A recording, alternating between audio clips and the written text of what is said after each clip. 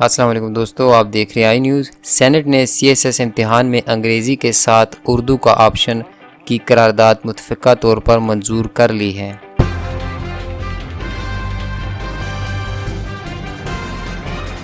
دوستو، ویڈیو کی جانب جانے سے پہلے اگر آپ اس چینل پہ نئے ہیں تو سبسکرائب کریں اور ساتھ میں بیل آئیکن کو پریس کریں۔ سینٹ نے CSS امتحان میں انگریزی کے ساتھ اردو کا آپشن کی قرارداد متفقہ طور پر منظور کر لی۔ پیر کو اجلاس کے دوران CSS کے امتحان کو انگریزی کی بجائے اردو میں کرنے کی قرارداد ایوان بالا میں پیش کی گئی۔ CSS امتحان کو اردو میں کرنے کی قرارداد سینیٹر سراج الحق نے پیش کی۔ قرارداد میں کہا گیا کہ اعلیٰ ترین مرکزی ملازمتوں کا امتحان انگریزی کی بجائے اردو میں لیا جائے۔ حکومت کی جانب سے قرارداد کی مخالفت کی گئی۔ وزیر پارلیمانی امور نے کہا کہ CSS میں 45 اختیاری اور 6 لازمی مضامین ہیں۔ علی محمد خان نے کہا کہ یونیورسٹی میں لازمی مضامین انگریزی میں پڑھائے جاتے ہیں۔ انہوں نے کہا کہ CSS کے امتحان میں زبان کا انتخاب اختیاری ہونا چاہیے۔ علی محمد خان نے کہا کہ FPSC کی رپورٹ کے مطابق 5% امیدوار لازمی مضامین پاس کرتے ہیں۔ سینیٹر سراج الحق نے کہا کہ آئین ایک مقدس زبان ہے۔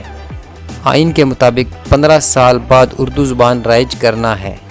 سراج الحق نے کہا کہ ہمارے بچے 5 زبانیں سیکھتے ہیں، اور انہوں نے کہا کہ چین، جاپان اور دیگر ترقی یافتہ ممالک نے قومی زبان کی وجہ سے ہی ترقی کی ہے۔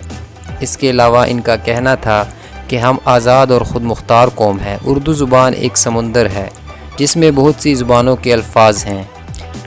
چیئرمین نے کہا قرارداد میں اردو کو اختیاری کر دیتے ہیں۔ CSS امتحان میں انگریزی کے ساتھ اردو کا آپشن کی قرارداد متفقہ طور پر منظور کر لی گئی۔ ترمیمی قرارداد کے مطابق CSS کا امتحان انگریزی کے ساتھ اردو میں بھی لیا جا سکتا ہے۔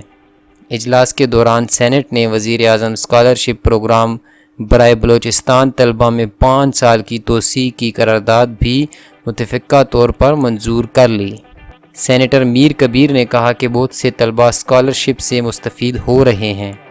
شیری رحمان نے کہا کہ اسکالرشپ پروگرام کو 5 سال کے لیے توسیع کی جائے، جبکہ قائد ایوان نے کہا کہ وزیر اعظم اسکالرشپ پروگرام کو 10 سال کے لیے توسیع دینی چاہیے۔